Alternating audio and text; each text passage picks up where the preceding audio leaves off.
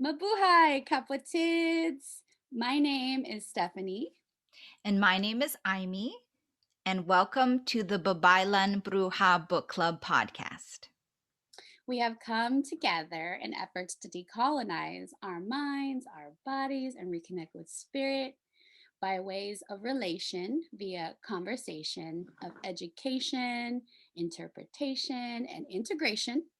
So, this is our invitation for you to join us on our journey as we discuss works from honored artists, authors, and thought leaders from the Filipinx diaspora. Quick disclaimer: we want to acknowledge that everyone is consciously where they need to be. And we are not experts, but we are sharing our own unique lived experiences.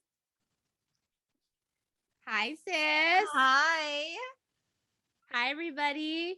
Happy 2022. We're back. What? Did you miss us? You had a little break. Yeah. Be back. I saw a meme earlier. It was like 2022 is read as 2022. No. Well, we won't let that life force energy give that word spells thing. I do not agree to that timeline. That's true. I don't agree to it. Send it back. Send it back. Yeah. All right. So, as we begin, as always, we want to take a moment to ground. So, taking a pause, checking in with your body, dropping in and being fully present to the space and to this moment. If it is safe for you, we invite you to close your eyes, straighten your spine, and direct your focus onto your breath. Take a few deep inhales, extending your belly out. And let's do an exhale sigh.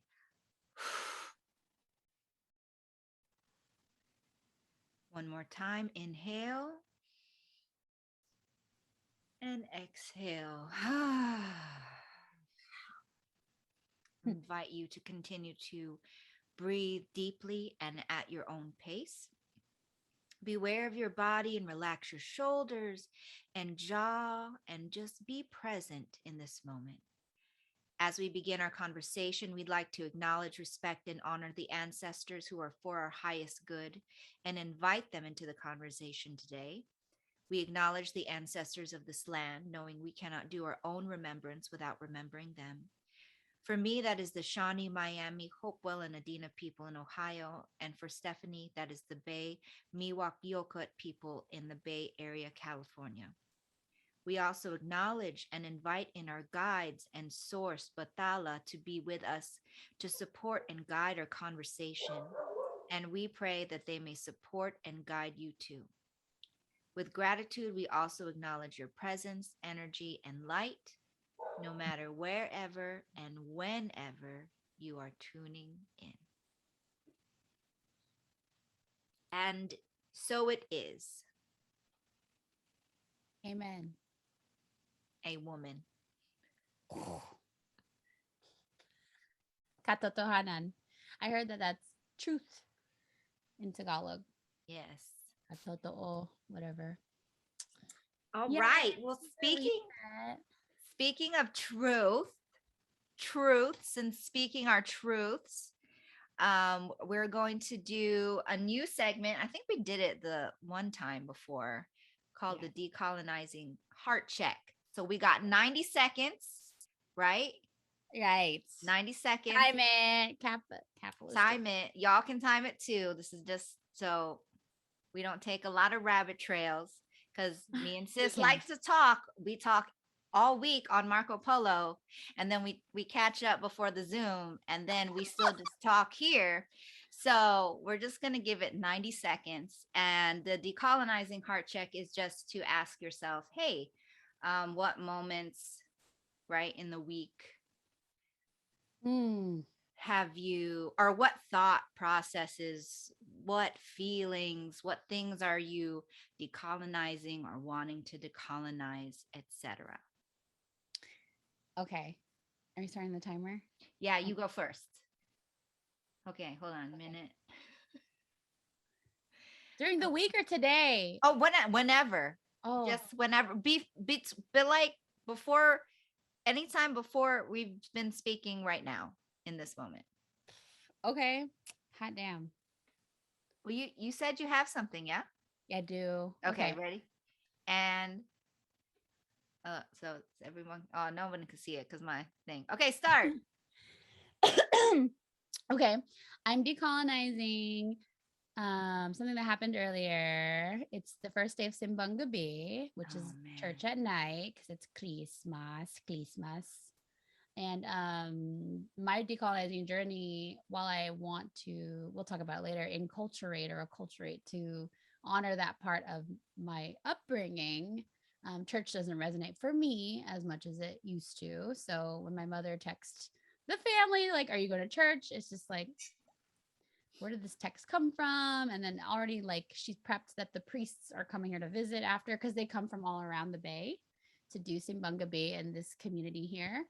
So, and this priest has seen me grow up. So it's going to be really interesting to walk out there and hang out with him later because he's like a priest, but also like family member. So yeah, I'm trying to honor my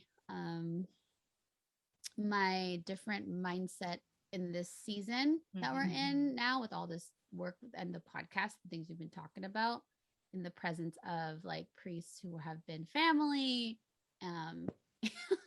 So that will be interesting to. You feel like they'll ask you stuff like where have you been, etc.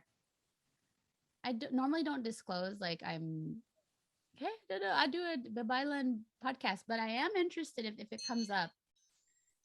I'll end with this to ask him like, what do you think of Babaylan? Whoa.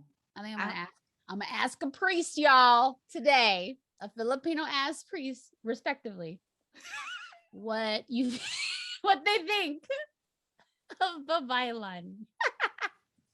Stay tuned. Yes, that'll be a whole ass study break, honestly. Girl. We'll talk about that. So yeah. Yay. How about you, Sissy? 90 seconds. Okay. Okay, hold on. Fuck. 90 seconds. A minute 30. A minute, yeah. It only goes up to 59 seconds. Rude. Okay, 3, 2, 1. So along the same lines of, this is such a Christian holiday. I've been thinking about like all the traditions that I used to do don't resonate anymore. So I'm like, okay, we can celebrate Yule and everything. But one of the things that I've been thinking about is, so we're hosting Christmas Day. So the whole family's coming over. We got like 28, 20, 20, 24 people coming. So, and then we always pray for the food. So I think if I'm brave enough, I'm going to do a land acknowledgement. Stay tuned to see if Amy actually does it. But but I know that I'm not going to pray to, the Lord Jesus Christ, because that doesn't resonate for me anymore. So I think I'm going to have different language, like the divine, or we thank all that is, or, Yes. So, okay. Stay tuned to see if Amy has been kicked out of her family. I'm just kidding. I'm just kidding. They wouldn't kick me that. Out. They wouldn't do that. No, they just would look at me funny and not talk about it. That's what they would do. At some point you get used to it, sort of. Yeah. Yeah. But that's where I am. Ooh, perfect timing, huh? Perfect. Yay. Fine timing. Yeah, let us know how your prayer goes. Thanks. Let us know how your conversation goes. Yeah, if I ask him, we'll see. Yeah. Let me sip my my water bottle with this sticker. If y'all's haven't copped it yet, only like $5. Support your girls.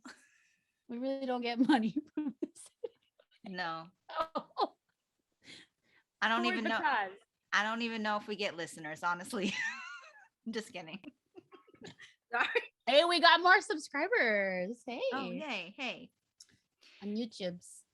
Um, but yeah, okay. Thanks for tuning into our Decolonizing Heart Check segment. We invite you to ask yourself, what are you decolonizing to? And if you are listening, leave us a comment or comment on Instagram. Instagram or YouTube or wherever. What are Or just you? DM us. Hey, Yeah. Yes. Woo woo. You feel complete, sis? I do. Do you? Mm-hmm. All right, the brown girl cliff notes per segment. Dun dun dun. So this chapter, We've got a new book. Leon season 2 part, and me and Amy just want to really quick flex this Ling Lingo because it's very relevant to the chapter that we're going to discuss. Mm-hmm. Comes from the Ifugao province of the Philippines. And Ling Ling O. What's your take on Ling Ling O, sis? Well, people always ask me, like, what is it?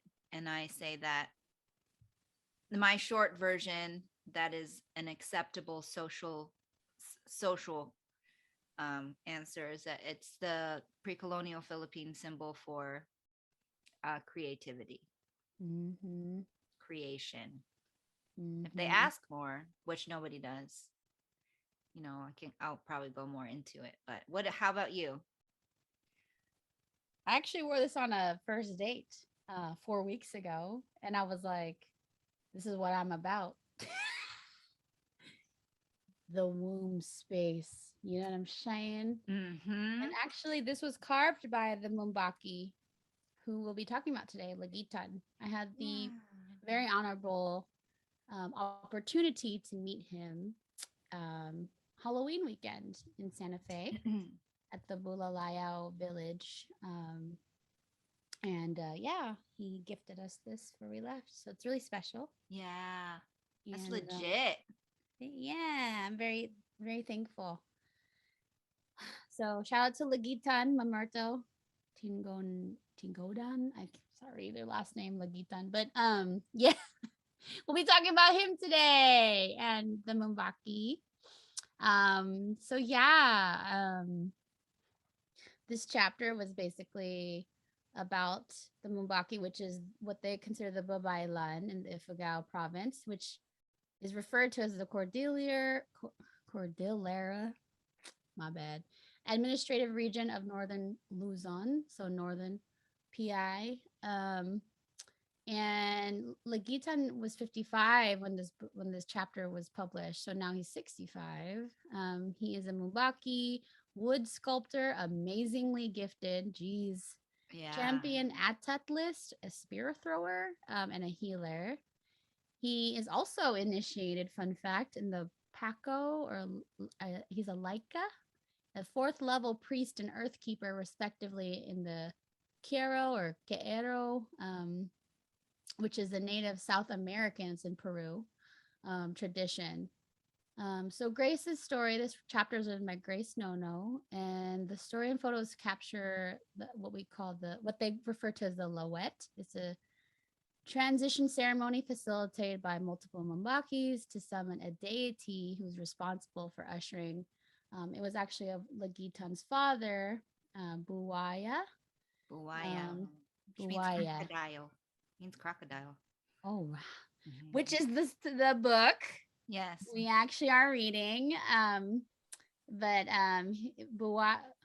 Buwaya is a 7th generation Mumbaki. So Lagitan is the 8th generation. And Buwaya's mentor, Huwan Candelario, and assistance from the youngest Mumbaki, which is Jose Nabbud, Pagaddut, Buwaya's nephew.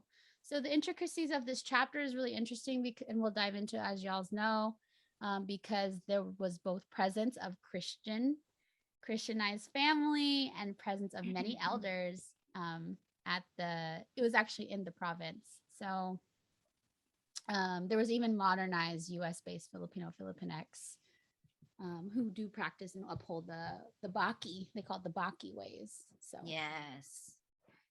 Okay. Thank you for that. Brown girl cliff notes. Here, insert a sound. Yes, Here. insert sound here. Sound engineer. Could you do that? Oh, wait, we don't have a sound engineer. Yet. Yet. Is it you? Is it you? Would you like to help community? Not with the finger over your ear. Yeah, I don't know. What is this? I'm trying to see. Calling it in. If you're listening and you're a sound engineer, holla at your girls because we need help. Yeah. Have your ancestors talk to our ancestors. Yeah. We'll work it out. Yeah. So wonderful. Thank you. Mm-hmm. And as you guys know, we always dive into some vocabulary words and then quotes and talk about it a little bit. So if you feel complete with the Brown Girl Cliff Notes, I shall dive into vocab words. So the vocab words that I picked was oral and aural. So ORAL and AURAL, like an aura, right? And so on page 31, they describe Lagitan. One of the things that they described in Mamerto is an oralist / auralist. And then on page 41, they allude to oral / aural forms of engagement. So I'm like, what's the difference? So oral is like an oralist. So an oral is speaking, like oral traditions, oral history. And aural, AURAL, is hearing. So I don't know. For me, it was like, okay, yeah, this passing on of tradition or this spiritual history, heritage, not only does somebody need to speak, but somebody needs to listen. Somebody needs to receive it. And like, that's us, you know? So somebody is speaking and so it's like it's a relationship. Got it. You know? And so it's not just an oral tradition, it's an oral and an aural tradition, because we need somebody to hear what somebody is speaking. So Lagitan is an oralist and an auralist, because he's an oralist because he speaks these histories, he speaks these truths, right? And he's an auralist because he was listening to, his father pass these bakis down, like these spiritual practices down. So oralist and auralist. And I just loved how, I don't know, just like the play, alluding to the relationship, right? So like right now we're oralists because we're speaking, and you on the other side who are listening, you're auralist. So we're in this like relationship. So I thought that was really interesting, the nuance of that, and how just the nuance was like beautiful, like an interplay of poetry for me. I love play. I love wordplay. Yeah. And my Filipino dad joke, corny ass, is like aral. Like, aral means learn. Oral, aral. Yeah. Well, I mean, that's not even a joke. That's like in there. That's what speaking and hearing is, right? Is learning. Yeah, it's the truth. And the chapter is literally called Audible Travels. So what a wonderful way to kick off the second season, the second book, y'all. It's called The Crocodile's Belly. I flashed a little bit. And you shared that story of the crocodile's belly, sis. Do you want to prep them what it means? Oh yeah. So back from the crocodile's belly, there's a legend.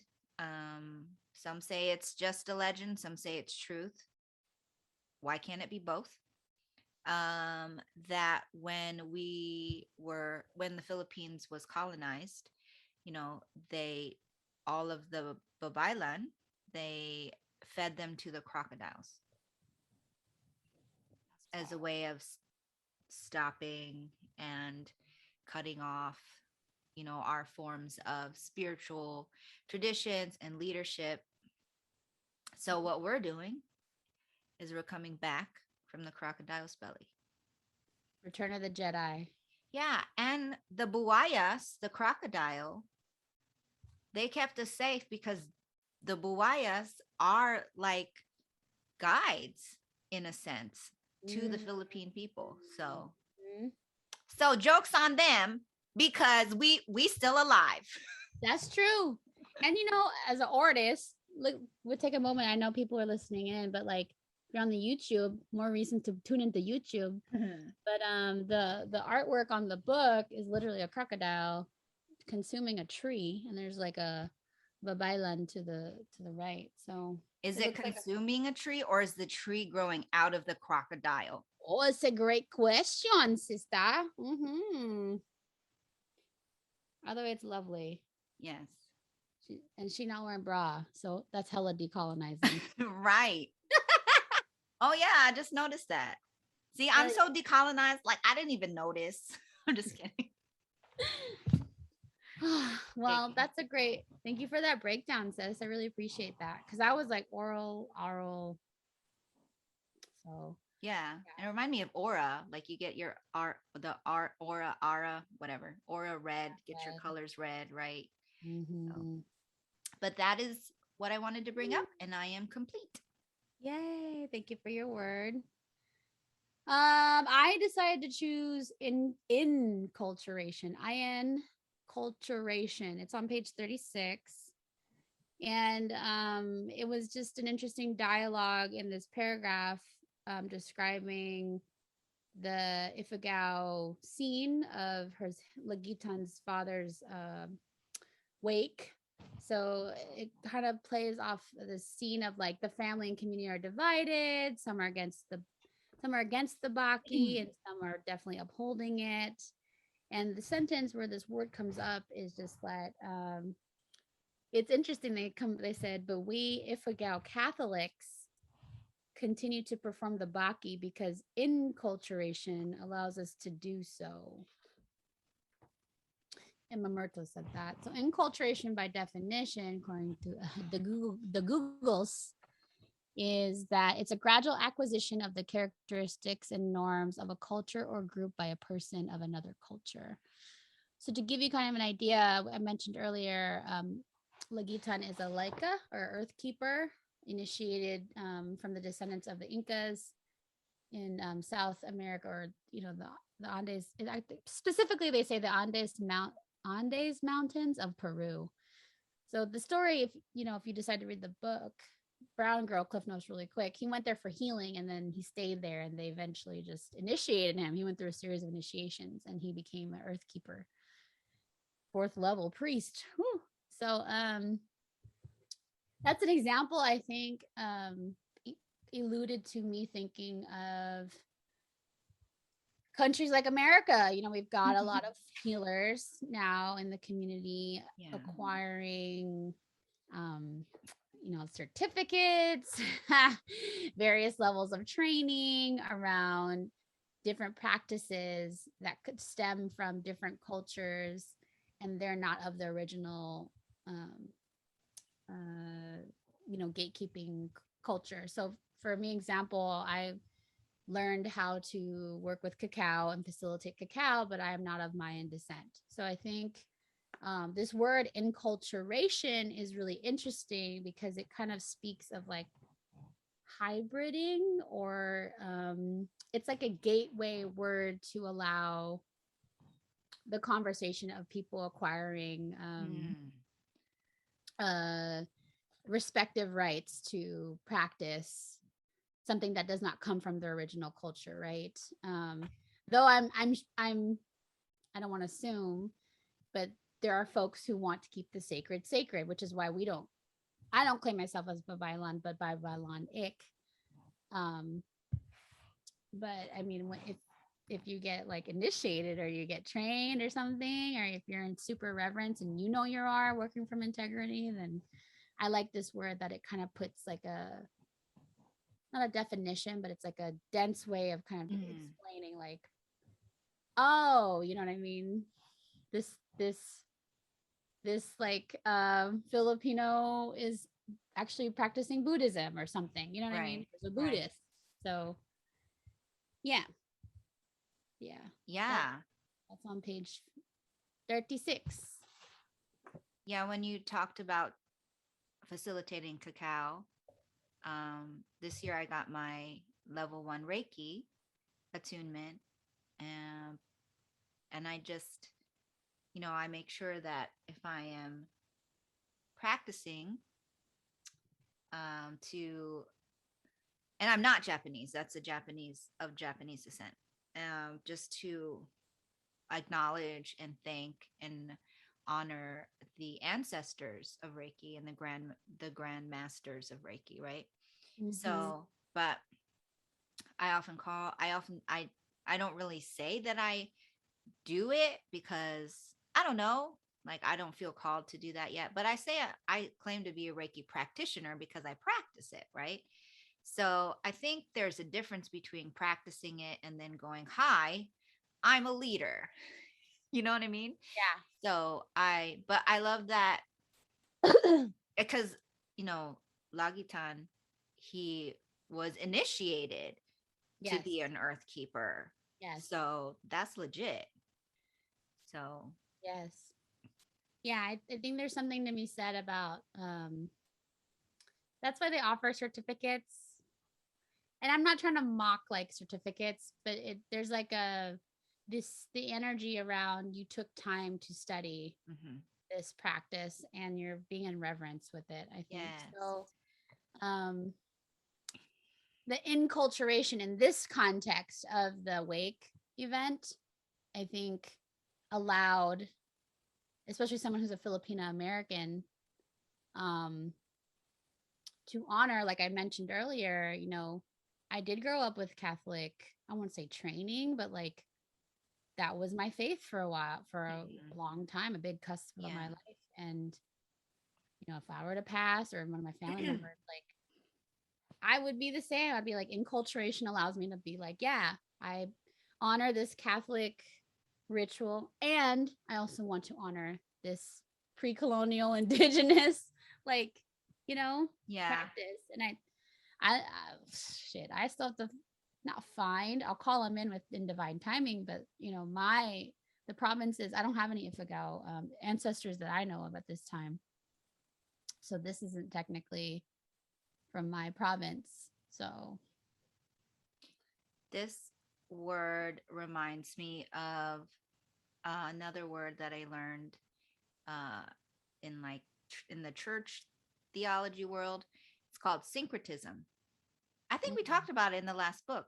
So syncretism is it's almost similar to enculturation, except it's the evangelical viewpoint. They don't see it as enculturation. They see it as syncretism, and they see it as a sin. Like I was taught, you cannot mix Christianity with anything else, or else it's not Christianity and therefore you are sinning.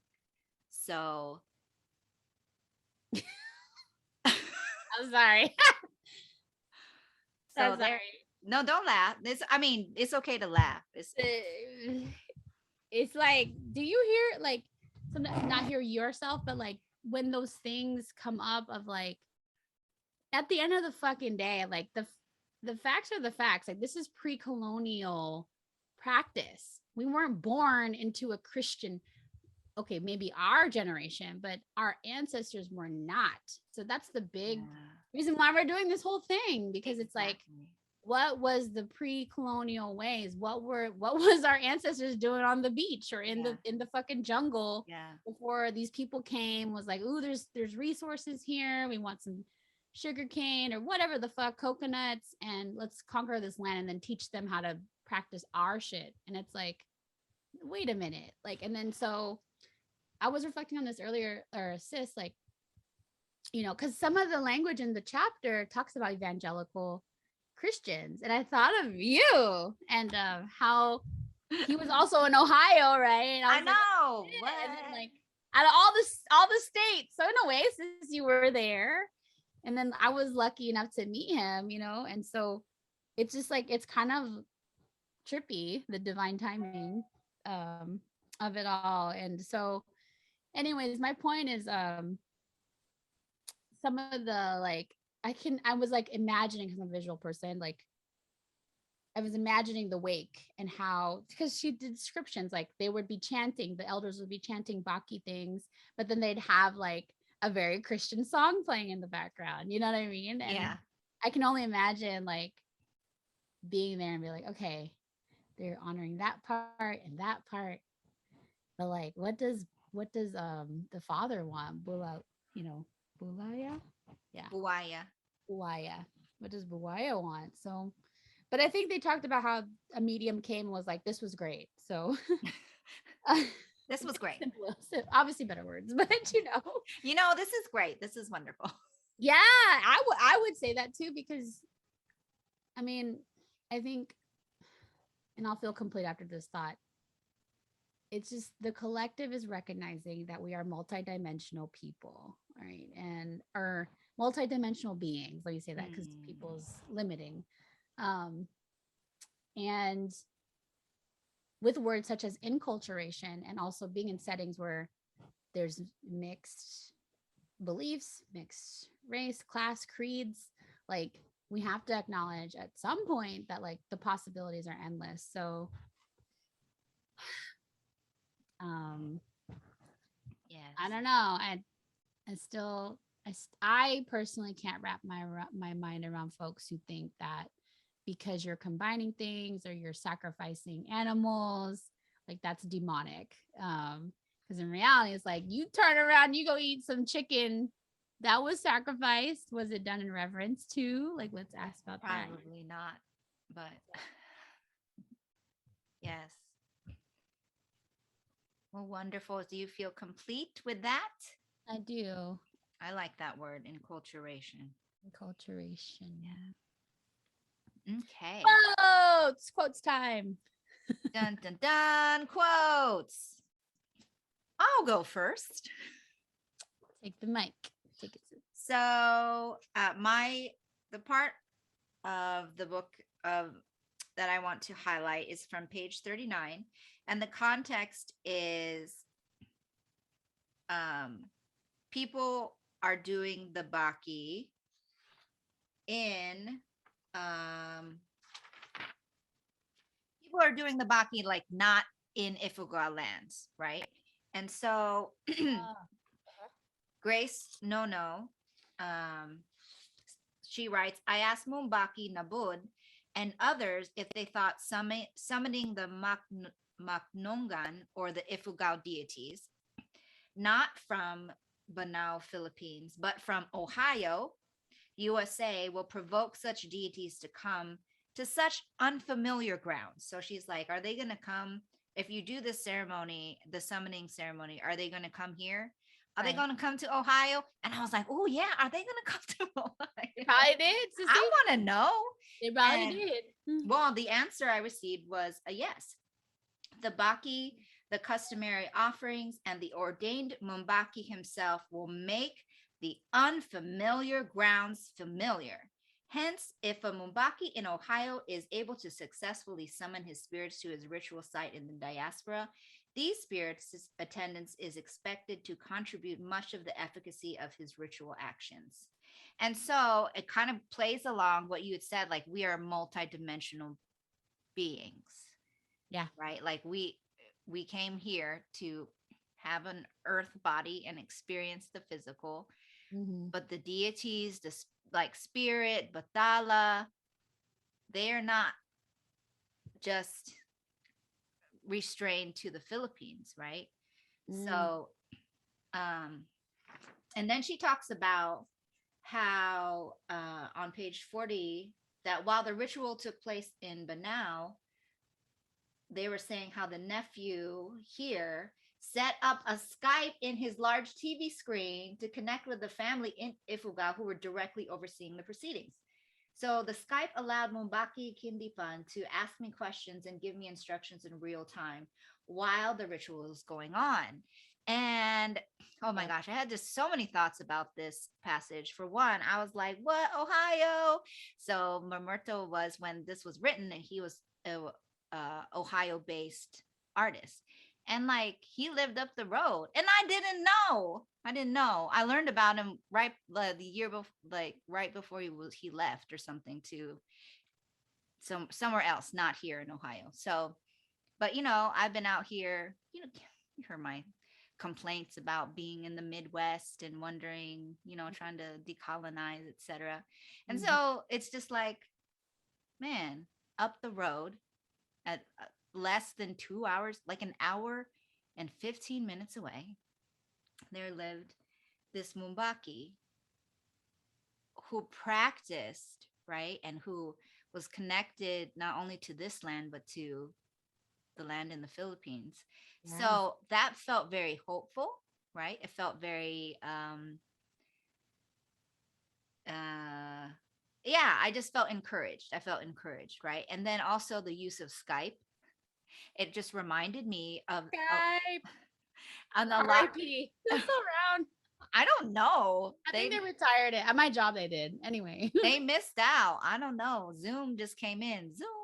So it just reminded me of, during 2020 and just even this last year, of the relationships that I've formed and how real they are through this technology, and also attending spiritual rituals. Yeah. And doing spiritual rituals on this technology, and that it is just as valid. That's what it is.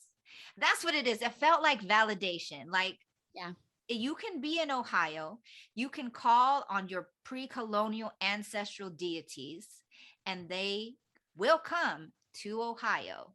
That's how it felt like to me. And I have these Kali containers, and I know that it's valid, but it was just more like encouragement that this is a thing. And so, yeah, more confirmation kind of thing, and encouragement, and just to like anybody else out there, like maybe I always talk about there might be some like 17-year-old in Iowa or like Idaho, fucking nowhere. Yeah, and Iowa. Hi, how are you? Like, you are allowed to also call on your ancestors, and you're not alone, and they're gonna come to your aid. So it makes me think of that thing. If you call them, they will come. And I was again visual, like maybe him activating that Ohio sis, called in your energy, and now here you are offering Kali from Ohio. So it's like the guy like threw some seeds, was like, I'm Mamerto, I'm gonna send you like Jesus, like Jesus went to go different, you know what I'm saying, different countries. He went to different countries and came back, and he just planted seeds, right? So maybe Lagitan played that to cause that ripple. Yeah. Even though you didn't get to meet him, something was like, I'm thinking like energy wise. Yeah. For like real. That wave, it ripple affected you, and you're just down the street, hour down the street, but yeah. So I just wanted to bring that up because just if it resonates for me as encouragement out here, I'm sure it resonates for somebody else out there too. So and with that, I am complete. Yeah. Thanks for sharing that, sis. Yeah. It's applicable. I think it's very applicable. Like it's undeniable. So anyways, okay, my quote is on page 41 to 42. And I like to pick up on this word, transposability, which is kind of in contextual relation to what we just talked about. Again, I love these words because it's like describing a car. A car has like all these things in a car, but then if you just summarize it, it's a car. Like, it has all these things. I don't know if that makes sense. You know what I mean? So Yeah. transposability is taking all these like tangible, ethereal things into one of like normalizing. Like we can Skype our ancestors. That's transposability. So on page 41, Grace writes, for now, I will rest in the observation that oral/oral traditional performances like the Baki provide a measure of portability and transposability that allow Filipinos, wherever they are in the world, to access ancestral connections and knowledge. Yes. She quoted and cited someone's work, Casordas. Casordas is a writer. Conceives of transposability as connoting susceptibility to being transformed or reordered without being denatured, which I like. Without being denatured, and the valuable musical metaphor of being performable in a different key. Oh, yeah, okay. So on this basis, Casordas alludes to a different understanding of universality that is not, quote, the sense of being dominated by a single master narrative, but universality in the sense that any element can be transposed onto or transported into any other cultural setting. Yeah. So it's kind of like in the chapter they mentioned like different mystic practices like Korean mansin. Like Koreans refer their mystical folks as mansin. I don't know if I'm saying that right. Ifugao's Mumbaki, African Orisha. So these platforms and the technology we are in right now allows us to, like, sis, you offering Kali to, I think there were some people who were from Canada in your container once. Yeah. And yeah, see, Britain, Great Britain. Yes, and even this podcast. Yeah, that's what I was gonna say too. Me and you. So I think like, and it's in really big quotes on the same page. I'll end it with this. The global dispersal of Philippine indigenous religions may not be a very visible phenomenon, yet it is audible to those who listen. Oral, so, that's that oral piece, the listening piece. Yes. So I love this transposability piece of, it's kind of like a word that gives permission for folks to call Lagitan and be like, I need you to bless my house, or you know, someone passed and it's a baki, I need a baki thing, you know, or someone may, if divine timing, like be trained by him, you know. So permission, I like that word. I feel like this chapter was very permission giving. Wrote permission slips, you know, to enculturate and like respect, you know, both religions and that are maybe opposing, quote unquote. Yeah. And A+, sis, you putting it in a sentence. I think of like class. Thank you. Use this word in a vocab.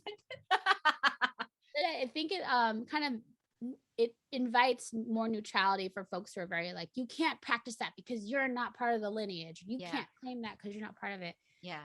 And in reality, it's like, well, my heart is there, and maybe my mission is being called to practice it as someone who isn't shit. There might be someone out there who's not even Filipino and is like, I'm a Babaylan. Oh, that's yeah, I don't know. Right. And you don't know the story, but it's just possible. Do we have to agree or like it? No, that's your decision. But yeah, that was the word, transposability. I even asked, I got the privilege to ask Lagitan in Santa Fe, and I was like, do you think we can claim ourselves as Babaylan? He was like, yeah. Basically said, yeah, anybody can be Babaylan. I was like, ooh, there's probably some elders who will debate you, but so it was it was like I remember the scene too. It was like a campfire scene. We were all around the campfire, and I was like, what do you think of people claiming that they're Babaylan? Like, do you think that's allowed? He's like, anybody can claim that. Like, very, like, just very accepting, very open to it. Like, I think my intuition is feeling like as long as you're rooted in integrity and you're really, knowing like your intention to, and integrity and intentionality is key. And no one can take that from you, even if they don't agree. So, yeah. I just got the sense that, how do I want to say? Like the reason that there are gatekeeper, the reason that there is such hard line gatekeeping sometimes that people are like, no, you can't do that, is because of colonization, right? Because that authority figures. There wouldn't be a need for a gate if everybody would just enculturate and honor and be in reverence of each other. You always use that, be in reverence, and I love that. So yeah. Okay, so wait, are you complete? I am complete. Okay.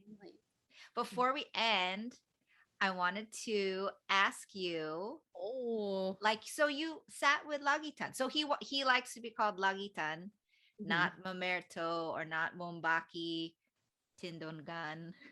I'm saying words wrong, I'm sure. I know. But he likes to be called Lagitan. So when you sat with him, what was your takeaway? What was one takeaway from your interaction? What did just being around him teach you? Oh, that's a great question, sis. And it's funny because I'm holding the toy he gave me. It's probably one of the Filipino toys that's like a topper. You like throw it and it spins. That retreat was it was the Halloween, it was the Samhain, whatever, it was Samhain, Samhain, yeah. And it's such a time of the year when the veils are very thin. So I mean, yeah, it was a healing retreat. So we journeyed, and inner child stuff came up for me. So, and witnessing him and working with him in the week, in those moments, to answer your question, inner child, it was very much like, and he's very playful, like witnessing him just like he's 65, but like he built a fucking hut on top of a hill. Like, I mean, I'm like, he built like a sandbag house. I'm like, this man is like, and he sculpted some beautiful pieces of furniture. And I'm like, oh my God, like, so I'm just appalled at the vessel that he's like doing all this magic with, and how playful he was. So when I journeyed, a theme that came up for me was alchemizing emotions. And I think he got to witness my spectrum. So I think his message for me was like to play more, and play like unabashedly. Cause I we play around, we giggle, we make jokes, but I think he was like, here's a toy, like go fucking play, like go play. And I actually haven't thrown it since I was there. Because I think I tried at home once and I was like, yeah. So my adult ego was like, no. But anyways, it's been sitting on my altar, and I guess today is like another day, and the full moon fucking happening. We were talking about this shit earlier. I think I need to go play. So sitting with Lagitan was like a wonderful way to remember you can have like so much wisdom, and you can be a guru, which I think they're throwing that away now, right, with the spirituality, because we're all recognizing our sovereignty. But like, it's kind of decolonizing that authority figure, like, so and when that kind of goes away, it's like, what's missing? And for me, in a more collective way, a lot of times why people are hurt is because they're not honoring their inner child play.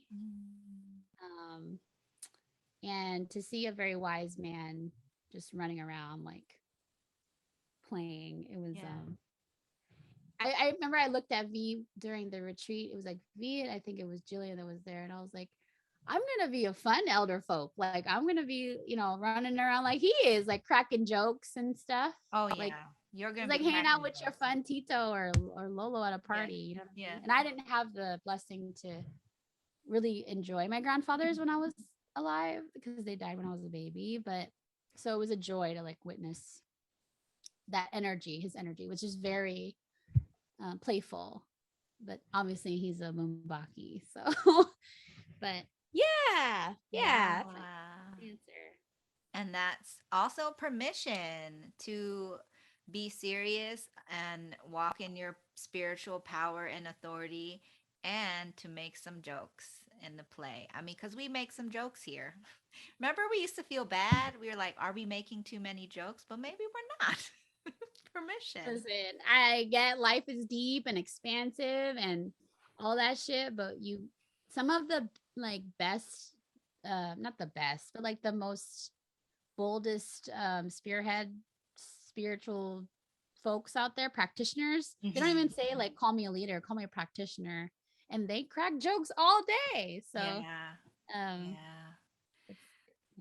yeah, well, thank you for, I know I put you on the spot, but thank you for answering that. And oh yeah, beautiful. I'm sure there'll be more offerings, and definitely if pops up for anybody, just go. Like I was trying to go, but I couldn't. I know you were, and I would remember that was a thing for me to like debate with you.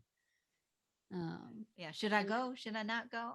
And the ancestors blessed your girl with a credit card credit, and get. Can I tell them really quick? Yeah. An angel number as one of my codes, like on the back. So I was like, oh shit, I was supposed to go. So angel numbers. So definitely a wonderful experience. I'm very grateful. So. Yes. So all of y'all, permission to play, permission to enculturate, and to call upon your ancestors here. Anywhere, anytime, anyhow, any place. No, you won't. Okay. So as we end our conversation and close out this container with gratitude, we again wanted to bring recognition and honor to our ancestors and all the ancestors of this occupied land, even you, the listeners, tuning in across the diaspora. A special prayer now for the typhoon season hitting the Philippines hard. We just want to acknowledge those provinces and all those without light and heat, that they may find relief and comfort. Thank you again, listener, for joining our conversation today. And as we end, we leave you with the blessing. May the Babaylan spirit transpose, guide, and connect you to other kababayans. May you recognize that you giving yourself permission to listen is a gift. May you accept the invitation of liberation through empowered community. May Kapwa grow in your heart. And until we meet again, may you know that all is well and will be well. And no matter what happens, you are loved.